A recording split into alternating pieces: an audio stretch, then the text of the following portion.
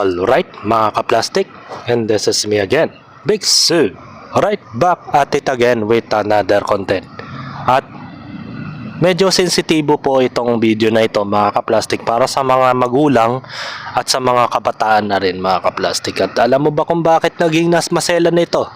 Ay ito lang naman na yung tungkol sa nagba-viral video dito sa Facebook na kung saan may isang lalaki na yung anak niya po ay binibigyan niya ng ice cream. And then hindi naman masyadong kinain yung ice cream ng kanyang anak. And then may lumapit na isang bata, hindi niya kilala. At inalukan niya kung gusto niya ng ice cream. At ang sagot ng bata, umuo, syempre. Na-excite yung bata dahil syempre ine-expect niya na baka bigyan niya. Pero unfortunately, itong lalaking nag-post niya ng video na yan ay parang medyo sutil ang pananalita niya sa bata. So paano naging sensitibo ang video na ito mga kaplastic? Simple lang mga kaplastic una, minor de edad o batang pastit po ay nasaktan sa sinabi niya. Kasi syempre ang bata napaka-sensitibo, balat sibuyas po yan. Once na inalukan mo siya ng isang bagay at biglang nag-joke ka na hindi maganda sa pandinig ng bata ay may tendency na baka umiyak yun. Pangalawa mga kaplastic, kaya naging sensitibo ito mga kaplastic, ay yung magulang na nakapanood ng video na ito ay masasaktan dahil isinapubliko nang walang blurred yung video. 'Di ba? Maaring katawa-tawa to sa ibang tao, pero isipin mo rin, katawa-tawa nga siya sa mga netizens, pero may mga taong nagalit din sa lalaking ito. So panoorin natin yung video, pero bi-blurred ko po itong video na ito para sa protection. At meron tayong tinatawag na sumusunod tayo sa batas, mga kaplastic. Ice cream. Uy, hindi na makita anak ah. Gusto mo rin? Pabili ka sa mama mo. Masakit yun mga kaplastic sa bata. Lalo na kung malaman pa ng magulang niya na ginanyan siya ng isang lalaki. So panoorin tingnan natin yung isang opinion ng isang babae na nag-post na si De Castro Adi. Sabi niya dito mga kaplastic, step 1, dan sa tamang proseso lang po tayo. Maraming salamat sa mga nagpaabot ng suporta at information na kailangan para makausad ang aming hangarin na mabigyan ng hustisya ang anak namin. Even si Seven hindi pa po masyado nakakasalita at di kayang magsumbong o ipagtanggol ang sarili. Sarili niya laban sa adult na may masamang intensyon o motibo sa kanya. Kaya po kaming mga magulang ang gagawa ng hakbang para malaman ni Seven na kahit mag-viral pa ito at umabot pa sa paglaki niya, may ginawa kami para pagtanggol siya. Ayan. Anak niya po yung nasa video na yan, na nag-viral din sa TikTok mga kaplastic. At blinerd niya yung sarili niyang anak sa picture. At ito po yung lalaking kumupal sa anak niya mga kaplastic. At ito po yun. At sino ba yun? Ito po. Pangalan nun. Pero ito, bago tayo ma-proceed, meron tinatawag na RA 7610, serves as a primary law addressing child abuse and providing measures for the protection and rehabilitation of child victims. It defines the different forms of abuse and set penalties for those found guilty of committing such acts. Ayan. Isa sa mga pwedeng kasuhan yung lalaki, RA 7610. O yung cyberbullying mga kaplastic, tsaka yung bawsi. Pasok dito mga kaplastic.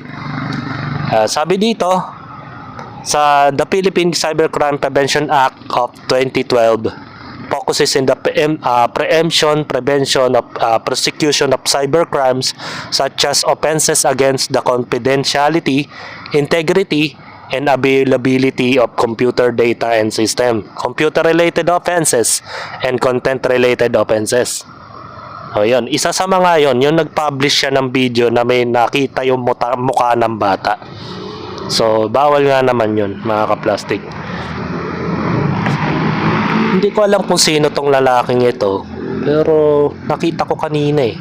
Nico Meneses pala pangalan ng kupal na lalaki na nag-post sa kanyang anak na pinahiya niya sa TikTok video niya at the same time nag-viral din sa Facebook. Pero bago pa man mga kaplastik, panoorin natin yung opinion ng isang vlogger na napakaganda ng opinion nito eh. Ito, saglit lang ah.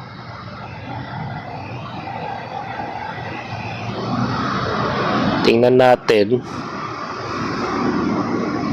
opinion ng lalaki about dito.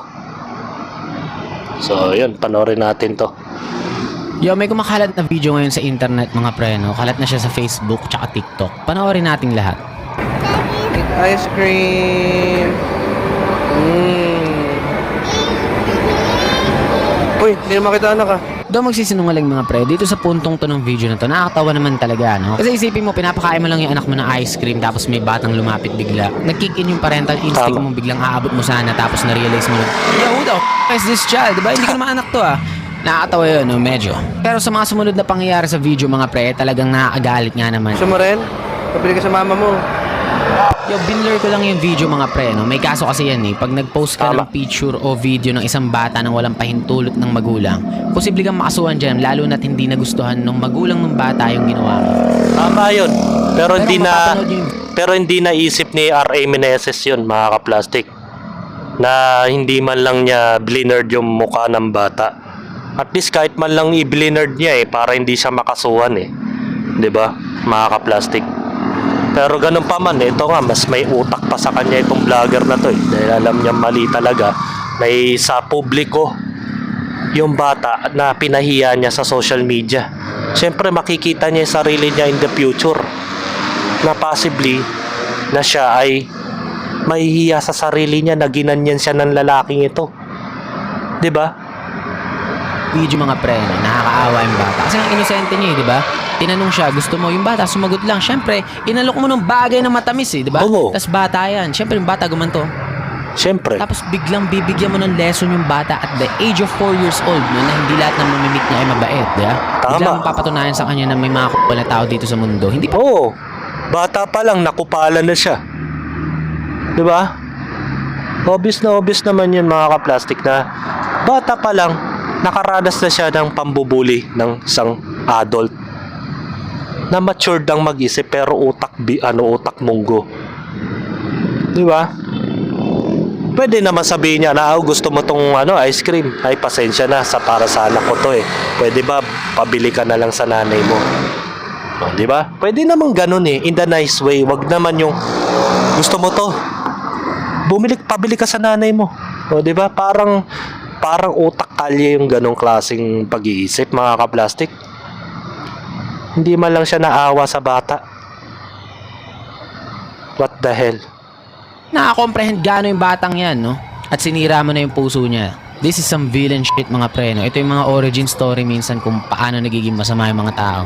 Biro lang. Pero ang sama nito mga pre, no? Kung mapapanood yung video, ang cute ni baby, promise. Ngayon, posibleng may lusot sana yung video na to, no? Kung sakali naisip ng lalaki na, parang nakakatawa to, no? Iingitin ko yung pamangkin ko. Kunwari, kakilala niya pala, di ba? Oo. Kasi minsan posibleng ganyan pantitrip, di ba? Kunwari, sa pamangkin mo. Although masama para sa ibang tao, pamangkin mo yun eh. Off-cam, pwede mo naman bigyan ng ice cream yun eh. Oo, off-cam. O kaya parang scripted prank lang naman. Pwede naman, canted naman yun. Pero hindi naman niya kilala yung tao eh. Kaya siyempre yung reaction ng bata, excited siyang bigyan ng ice cream. Pero ang problema, ininsulto niya. Masakit sa puso yun. Lubang sensitibo ang mga kabataan, di ba? Ipinahiya mo pa sa social media. Sasabihin mo sa kanya, biro lang baby, oh, kain ka na ng ice cream. Posible yung ganun eh. Hindi naman natin alam yung mga nangyari sa likod ng internet minsan eh. Pero it turns out mga pre, hindi niya kilala yung bata. At ngayon, nag-post yung magulang ng bata na pinapahanap yung nag-post ng video dahil nakakaawa naman talaga yung ginawa niya sa bata. Yun. Yung mismong yung nanay na, yung magulang ng bata yan sabi niya, we are looking for the whereabouts, the address of a certain Nico Meneses pala, and Jen Micolte, who supposed to video including 4 years old 7, whose video in the going viral without our consent. Any leads of complete address will be greatly appreciated for child abuse and cybercrime lawsuit. Diba? At ibinigay na rin po niya ang email address niya para makontak siya kung saan nakatira yung 2 kupal na nambuli sa anak niya. Diba? Desidido yung babae na magsampa ng kaso para mabigyan ng hustisya yung pamamahiya niya sa anak niya without knowing, at pinost pa niya sa social media. Okay lang sana kung bininerd mo lang ng mukha niya, at least hindi na-identify ng kanyang magulang na yung anak pala niya ay nabuli. At least para sa sarili na lang niya yung masasaktan siya pero dinagdagan mo pa yung sakit na nagdarama niya. 'Di ba? Buong mundo ang nanood ng video na yan. Hindi na mababalik pa yung sakit na nadarama niya na matapos pagtawanan siya ng mga netizens. Tapos kinalat niya pa. Kumbaga, isa tong cyberbullying case na nanghihintay mangyari. Tama. Child abuse case. Lahat ng pwede mong ibato. Bawsi. Posibleng ibato dito sa taong to. Yung mga pre, alam ko naman, sa mundo ng internet, wala naman tayo ibang pinagkukompetensyahan kundi attention, di ba? Kasi may gusto tayo pakita sa iba, may mga bagay na nakakatawa para sa atin at gusto natin ibahagi sa mga tao. At Tama. minsan, nagkaamali tayo ng mga naiisip natin, kala natin okay lang. Oo. Pero masama pala. Pero itong Yun nga. Yung akala mo para sa'yo, normal lang. Normal lang yung biro mo. Pero deep inside sa mga kasama mo, natanong mo na ba sila kung tama ba yung ginawa mo? Kung nasaktan ba sila? Na-hurt ba sila? 'Di ba? Isipin mo na lang yung mga kaplastik. Maaari sa'yo, normal lang yung biro na yun. Malamang siguro ng bata ka, ganyan ang ginawa sa'yo ng magulang mo. Kaya, parang nasanay ka na rin sa ganong klaseng pagbibiro. Kaya, ginawa mo sa ibang tao. Pero lingid sa kaalaman mo, gaano ba nakasakit sa damdamin ng magulang niya at the same time doon sa batang yun. Sana naman inisip nyo muna na bago mo i-post yan, ay hindi mo muna ito pinag-isipan mo siguro 10 beses, pero siyempre gusto mo yata ng trending, sumikat sa social media, pero sa maling paraan nga lang. Di ba? Nico Meneses, di ka bagkupal. video na to mga pre, hindi siya basta simpleng pagkakamali lang, no? Yung nag-video na to at nag-post, this guy's a f***ing mga pre. At kung may tao man, no, na deserve makulong dahil sa mga pinagpo-post niya sa internet, etong taong to ang pinakamagandang example dahil this guy's a f***ing menace, no? Kumbaga, marami na nagko-komento na mali ang ginawa mo tapos posible kang makasuhan dyan. Tama. Ang rebat niya pa, wala nga pang pa-ice cream, pang pa-blatter pa. Kumbaga, this guy... Diba? Insulto nga nangaasar pa. Wala nga siyang pambiling ice cream, pamblatter pa. Bigyan mo ng isa to. Kaya nga dun sa magulang ng bata, ituloy mo yung kaso. Para yung kupal na kagaya niya, talagang matauan. Diba? Kung ganyan, hahayaan natin na mga kagaya ni Nico Meneses mambuli sa mga bata. Kahit sa mga hindi na bata, basta yung mga binuli niyang tao na sinaktan niya, masasanay siya na ganyan din ng mga tao sa paligid. Diba? Ay, say menace mga pre, no? At ang nakakaawa dito, yung bata mga pre. Kasi dahil sa katangahan ng magulang niya, may mga tao na gusto na lang din saktan tong nag-post na to, dinamay na rin yung anak niya na walang kamuwang-muwang, no? Na para sa akin mali, di ba? Ang mali lang dito ay yung magulang. Ayun mga pre, hindi naman masamang tumanggi talaga, no? Na hindi mo bigyan ng isang bata. Kasi hindi mo naman alam yung pwede mangyari dyan, Pwede may allergies pala siya, o kaya pwede naman yung magulang niya, kupal pala, no? Na pag binigyan mo yung anak niya, na galing na sa bibig ng anak mo, maghurumentado. Ba't nagpapalitan ng laway yung mga anak natin, di ba? Ang dugyot niya! Tama naman siya. May punto naman po itong vlogger na to na minsan pwede naman tayong tumanggi, lalo na kung hindi natin kilala, lalo na kung mayroon pala siyang allergy sa ice cream, di ba?